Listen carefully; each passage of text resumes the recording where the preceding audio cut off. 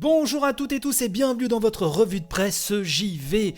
Vous n'êtes pas sans ignorer que les Xbox Series sont arrivées et plus particulièrement la Series X. Et je me suis dit que pour aujourd'hui, ce qui serait intéressant, c'est de vous prendre 3 points de vue, 3, alors tests, j'aime pas trop le terme, mais en tout cas 3 effectivement jugements sur la nouvelle machine de Microsoft, la nouvelle de la famille Xbox. On va se baser sur 3 conclusion, bien sûr, ce sont des énormes dossiers qui ont été publiés dans la presse, qu'elles soient spécialisées ou généralistes.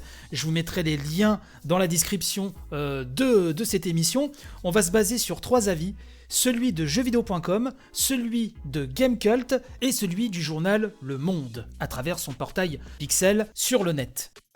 Alors on va commencer avec jeuxvideo.com. Avant de vous donner toutes ces conclusions, il faut savoir que là, les rédactions ont testé la machine avant toutes les updates de rigueur qui vont arriver au fur et à mesure. Donc ça, c'est vraiment une opinion sur une version de l'OS, des fonctionnalités de la machine qui sont appelées à évoluer et peut-être plus vite qu'on ne le pense. Donc là, il faut bien garder ça en tête. Donc je rappelle que la Xbox Series X, on parle pas de la Series S, la petite sœur, vraiment la Series X, donc vendu 499 €. Donc sur jv.com on nous dit avec des jeux cross-gen rétro-compatibles disponibles le jour de la sortie, une manette aux évolutions minimes, mais bienvenue, et une interface presque identique à celle de la One X. En tout cas, après la dernière mise à jour, la Xbox Series X ressemble au premier abord à une Xbox One XL. Preuve ultime que Microsoft ne mise pas sur le wow effect d'un changement de génération. Le son du carillon numérique lorsqu'on allume la console est exactement le même que celui de la Xbox One. Dans la continuité, nous disions. Est-ce grave ? Non, la console est suffisamment bien conçue pour qu'on nous puisse espérer de très belles choses à venir.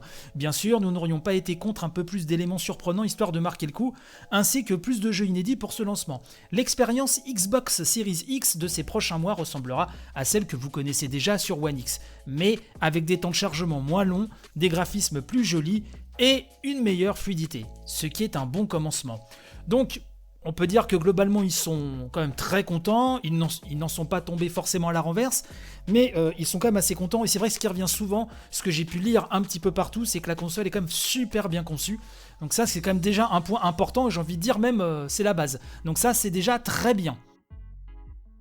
On va bifurquer du côté de chez Gamecult, qui nous dit « Aussi carrée techniquement qu'elle l'est dans ses formes, la Xbox Series X représente cet idéal de console dont on a quelque part toujours rêvé sans croire qu'il était possible. Puissante, ultra silencieuse, conçue avec le plus grand des sérieux et dotée d'une vision qui, entre de bonnes mains, pourrait déplacer des montagnes. Son histoire, et pour l'instant, c'est d'une machine qui a tout, absolument tout pour plaire, ça commence bien, vous voyez, jusqu'à cet écosystème Game Pass bardé de titres choisis avec soin, sauf les exclusivités next-gen qui font rêver. Pas un seul jeu auquel vous ne puissiez jouer ailleurs. Il y a quelques années, lorsque Microsoft ne possédait que quelques studios de tête, ça aurait probablement été une histoire qui finit mal. Aujourd'hui, c'est peut-être juste une fable sur la patience ou l'importance de se projeter.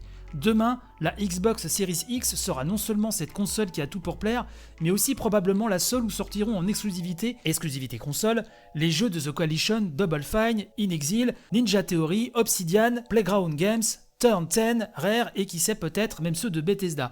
Pour un dilemme, c'est en tout cas un sacré beau dilemme. Donc sur Gamecult, qui sont très à fond derrière donc cette Xbox, en tout cas pour l'instant, que des louanges.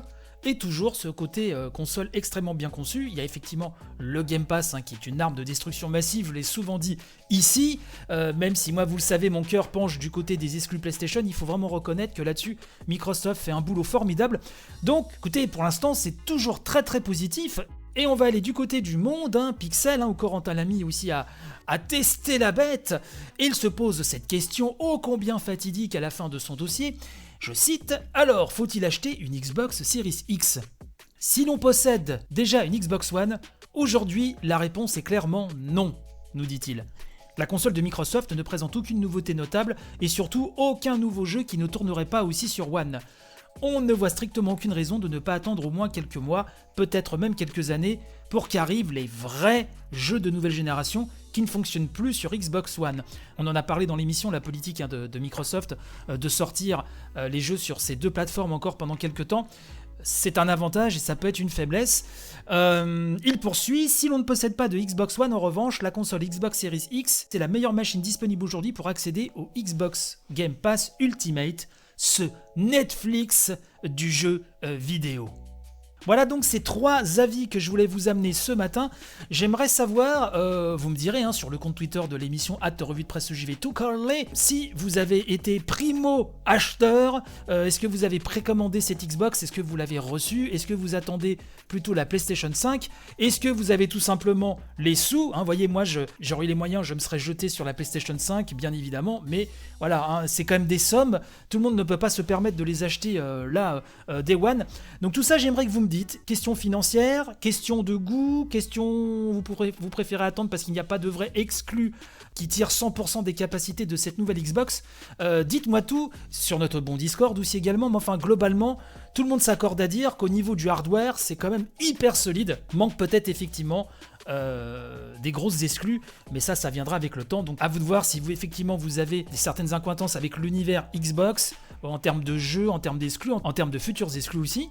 Donc tout ça va être intéressant. Puis les rachats de studios qui se poursuivent. On parlait hier de la recherche de studios japonais, toujours du côté de chez Xbox. Donc tout ça va déterminer pas mal de choses. N'hésitez pas à me dire tout ça. Quant à moi, je vous donne rendez-vous donc dès demain pour une nouvelle édition. Allez, panache et robustesse, portez-vous bien. À demain. Bye bye.